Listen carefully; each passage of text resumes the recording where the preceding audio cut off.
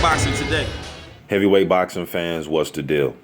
All right, so this fight is confirmed. It's going to happen. I came out with a video like last week talking about the rumors of the fight, that Spilka was going to be out of the fight with Breazeale, and they're going to replace him with another Polish fighter, undefeated Izu Ugonoh. This is a good fight, man. Now, when I break down these guys, Izu Ugonoh 17-0, Breazeale is 17-1. All right, Breazeale's 6'7", 260 pounds, 82-inch reach. Ugonoh, he's 6'5", 230 pounds, 84-inch reach. Both these guys have high knockout percentages. Breazeale, out of his 17 wins, 15 of them by knockout. Ugonoh, out of his 17 wins, 14 of them by knockout. All right, both around the same age. I think Ugonoh's 30 and Breazeale's 31. When I look at their resumes and look at the kind of the strength of schedule, I would favor Breazeale. He's fought Fred Cassie, Amir Mansour, Yansmani Consuerga, obviously Anthony Joshua. Even Nagy Aguilera was a good matchup for him. For any prospect that's coming up, Aguilera would be a tough matchup. Ugonoh, his toughest fights, in my opinion, the Julius Long fight was probably the toughest for him as far as him going the full. I think it was an 8-round fight.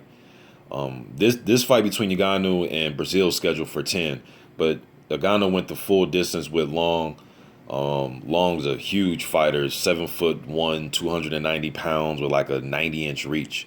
I know he's been knocked out his fair share of times, doesn't have the most impressive record, but for a prospect coming up, he is somebody that is tough to deal with if you can't get around his size and can't get on the inside and crack him on his chin. He is tough to deal with. You might end up going the full distance with a guy like that. You know what I mean? I know he's been knocked out by Samuel Peter, and I think Lucas Brown stopped him late in their fight. But I think the most impressive, or his Ugonoh's signature win, as far as just how impressive he looked in the fight, was that right hand he landed on Will Quarry. You know what I mean? In his last fight with Gregory Tony, showed some good body work. Even in that Ramirez fight, forgot the dude's first name, but when he fought the Ramirez guy, he showed vicious body work in that fight. Ugonoh did. Now, when I break down their fight, Ugonoh and Breazeale against each other, the style clash, from a fan's point of view, I would think that Breazeale, he's going to outweigh Ugonoh by at least 30 pounds, 25, 30 pounds. I can't wait till these dudes do a face-to-face so I can really see how they match up physically, size-wise with each other.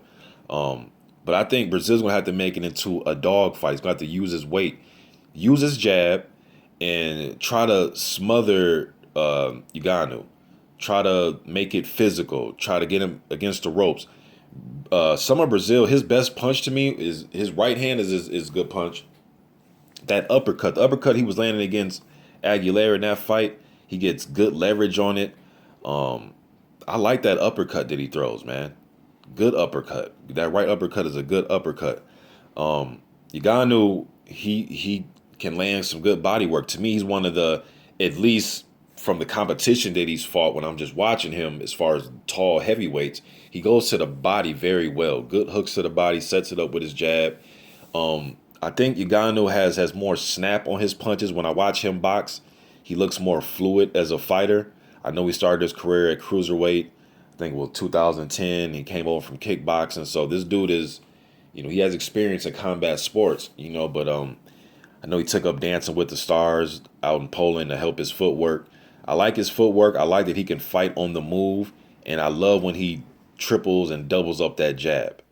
And then he can hide that right hand behind it. His technique is damn good. Looks like he gets good snap on his punches. He looks like the more fluid fighter between the two. It looked like he gets more snap on his punches between the two when I watch them. But Breazeale is tough, determined, strong-willed. Even after the Joshua fight, probably like a week or two after, he was back on his Instagram leaving positive messages and back training and running, and very strong-willed guy, man. So you can't count a guy out like that. He got up against Joshua, got up against Mansour. He will get up, but technically I think Ugonoh has the advantage, in my opinion. I'm not saying that Ugonoh has fought better opposition than Breazeale.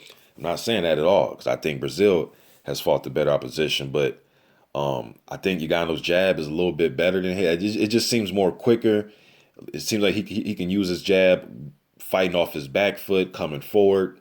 Speaking of Ugano, and that right hand is devastating. I think his right hand, it looks to be more powerful than Breazeale's. You know what I mean? But we'll see on fight night. You know, this is just me doing some guesswork, man. Just what I think may happen. But I think Ugano, he can win this fight in two different ways. I think he can possibly land a right hand to end the night on Breazeale. I also think he can win rounds by fighting off his back foot and using his jab and make Breazeale get into a high speed type of fight to try to test his conditioning. Not to say that Breazeale isn't in condition, it's just that he's a big man. He's 260 pounds or, 6'7". He's a big guy, man. So when you get a big guy fighting at a high speed, high pace, and not even throwing a whole bunch of punches, but just making him think while you're, if you're moving and he has to think and trying to chase you down and using his jab and you're throwing fast combinations, you make him fight at a much faster pace. Sometimes that can make some guys uncomfortable. They get tired, they get winded. You know what I mean? That's a possibility that could happen. I think Breazeale needs to just make it into a dog fight. I think Ugano has the advantage on the outside, few inches in reach, and I think his jab is just much more crisp and just it gets there faster. And Ugano throws his jab at more high of a volume than Dominic Breazeale does, in my opinion. But I think Breazeale needs to go in there and turn over on them right hands and try to get close and land those uppercuts and make it into a dog fight, hold a little bit. When they get into clinches, walk Ugano backwards. Just make him feel like the smaller man in the ring, push him back. You know what I mean? But he cannot let Ugano dictate the pace by moving around, pumping that triple jab, and trying to disguise that right hand behind it. I think Breazeale may get picked off, and next thing you know, it may be a 10-round decision win for Ugano. But between the two, though, I would say that I've seen Breazeale tested more than I've seen Ugano tested. Actually, I was talking to a heavyweight, I'm not going to name him, but a heavyweight offline, and he was saying that he questions Ugano's heart as far as, if he gets hit or if he's drawn into a dog fight the way, let's say, Breazeale was against Mansour, or the way he was fighting with Fred Cassidy, those type of fights where it's give and take and it's just a dog fight type of thing. He may, there's a possibility that Ugano may fold. You know what I mean? So I'm not sure of that. I've seen Ugano get hit with, I know it's sparring, but I know that sparring match he had with Vladimir Klitschko got hit with a good right hand. Looked like it almost put him down, and he was able to take it and keep fighting.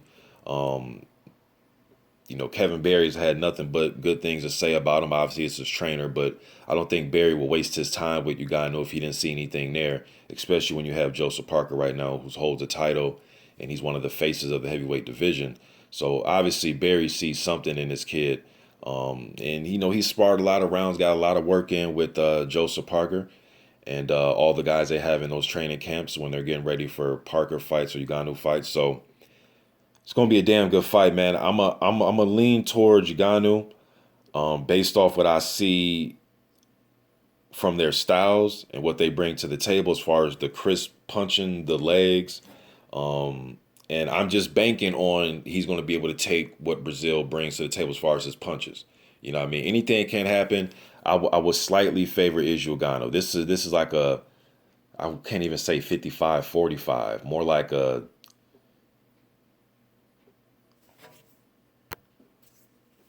I don't know, like a 52-48 type of thing. Like I'm edging Ugonoh. It's just what worries me is just, I've seen Breazeale in there with stiffer competition, but I guess I'm just basing this off of just the potential, the eye test, and just things that Ugonoh brings to the table. He's in excellent condition, in excellent shape, has fighting experience. He's a grown man. He's 30 years old, so he's not like he's some young kid.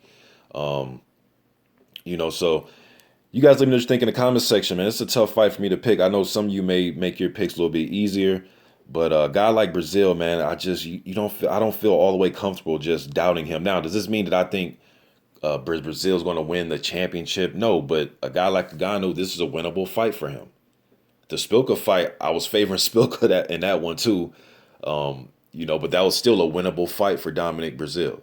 You know what I mean? I just think if he was obviously he lost to Joshua. those type of guys, I wouldn't favor him against those. But these type of guys, these type of opponents where guys trying to break through like a Ugonoh, I'm not going to count Breazeale out. He's only lost one time. I know a lot of fans, thought he was losing the Mansour fight. But hey, man, he got his ass off the deck. And I know Mansour had a nasty cut on his tongue and he had to stop the fight. But hey, that's not Breazeale's fault. And I'm sure one of those right hands or those uppercuts or hooks he thrown had something to do with Mansour slicing his tongue too. You know what I mean? But it looked like Breazeale was coming on in that fight, but it looked like Mansour was fatiguing, probably from swallowing his own blood. But you guys let me know what you think in the comment section about this fight. Also, man, Breazeale was an Olympian.